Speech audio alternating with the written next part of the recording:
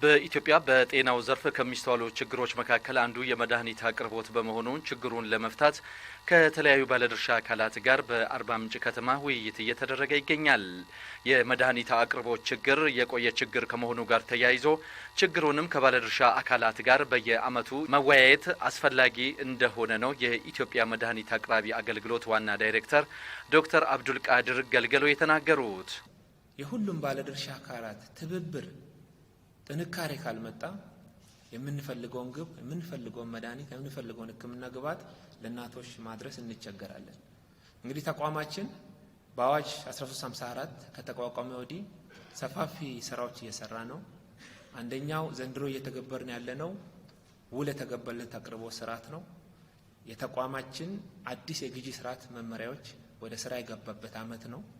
አምና አልነበረንም፣ ዘንድሮ ግን በዛ እየገዛን ነው።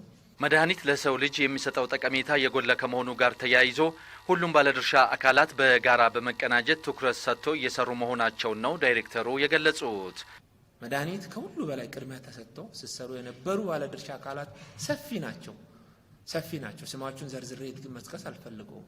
ሁሉም ቅድሚያ ሰጥታችሁ ሲሰሩ ከሕግ፣ ከሬጉላተሪ፣ ከሎጂስቲክ፣ ከፋይናንስ ተቋማት ጨምሮ እዚህ ያላችሁት ተባብረን ስንሰራ ዓላማ አንድ ነው። እሱም ለማህበረሰባችን ፈዋሽነቱ የተረጋገጠ ዋጋው ተመጣጣኝ የሆነ ደህንነቱ የተረጋገጠ መድኃኒትን ለማህበረሰቡ ለማቅረብ ነው ማለት ነው። እሱን ለማሳካት ነው ሁላችን እዚህ ተሰብስበን በየዓመቱ ተሰብስበን እያሻሻልን ሪፎርም እያደረግን እዚህ የደረስ ነው ማለት ነው። አገልግሎቱ ከተለያዩ ድርጅቶች ተገዝቶ የሚመጡ መድኃኒቶች ለህዝቡ የመድረስ አለመድረሱን የተለያዩ አሰራር ስርዓት ተዘርግቶ እየተከታተሉ መሆናቸውን ነው ዶክተር አብዱል ቃድር የተናገሩት።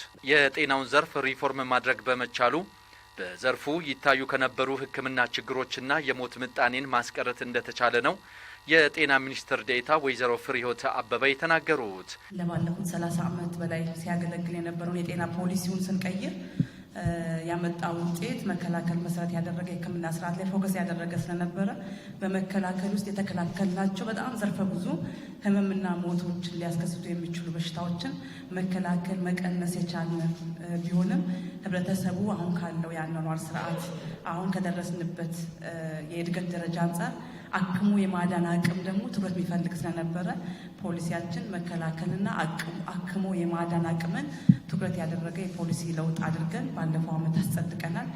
ሚኒስቴር መስሪያ ቤቱ ለመድኃኒት ትልቁን ድርሻ ወስዶ ከባለድርሻ አካላት ጋር በመቀናጀት እየሰራ ስለመሆኑ ነው ወይዘሮ ፍሬህይወት አበበ የገለጹት። እንደ ጤና ሚኒስቴር እንግዲህ 70% በላይ ግዢ ጤና ሚኒስቴር ነው ኢኒሼት የሚያደርገው። ከመንግስት ከተለያዩ አጋር አካላት በምናገኘው ድጋፍ መነሻ አድርገን ኢፒኤስኤስን እንደ መጀመሪያ አማራጭ ከኢፒኤስኤስ ውጭ በጣም ውስን በሌላ አካላት የሚገዙ የነበሩ ግዢዎች ቢኖሩም በተለያዩ አጋር አካላት የምንገዛቸው ግዢዎችና በኢፒኤስኤስ የምናስገዛቸው ግዢዎችን ቼክ ስናደርግ አዋጭ የሆነ ግዢ ከጊዜ ከጥራት ከዋጋ አንጻር በጣም በትልቁ ልዩነት ያለውና አዋጭ የሆነው ግዢ በኢፒኤስኤስ ስንገዛ መሆኑን ስላየን በብዙ በፓርትነር የሚገዙ ትልልቅ ግዢዎችን ሳይቀር ኢፒኤስኤስ እንዲገዛ እያደረግን ያለ ነው ማለት። መድኃኒት ብቻ ሳይሆን ሜዲካል ኢኩዊፕመንቱ መድኃኒት ጊዜ የማይሰጥ ጉዳይ ከመሆኑ ጋር ተያይዞ ከባለድርሻ አካላት ጋር በየጊዜው ትኩረት ተሰጥቶ ውይይት እየተደረገ መሆኑንም ነው ሚኒስትር ዴኤታዋ የገለጹት። የባለድርሻ አካላትን ውይይት ማድረግ ያስፈለገው ሰፕላይ ቼን ሰንሰለት ነው። ሰንሰለቱ የሆነ ቦታ ላይ ከተቆረጠ መቀጠል አይችልም። የተሳሰረ ነገር ስለሆነ ከተቆረጠ መሀል ላይ የተቆረጠው የምናገናኝበት ስርዓት ከሌለ የምናገናኝበት ሂደት ከሌለ ተቋርጦ ቀረ ማለት ነው። መድኃኒት ደግሞ በባህሪው ጊዜ የሚሰጥ አይደለም። ቆይተን እናምጣው፣ እችን ቀንሰን እንስጠው፣ ያንኛውን አሳልፈን ነገ እንስጠው ምንለው አይደለም። ሰው ታሞ ነው የሚመጣው።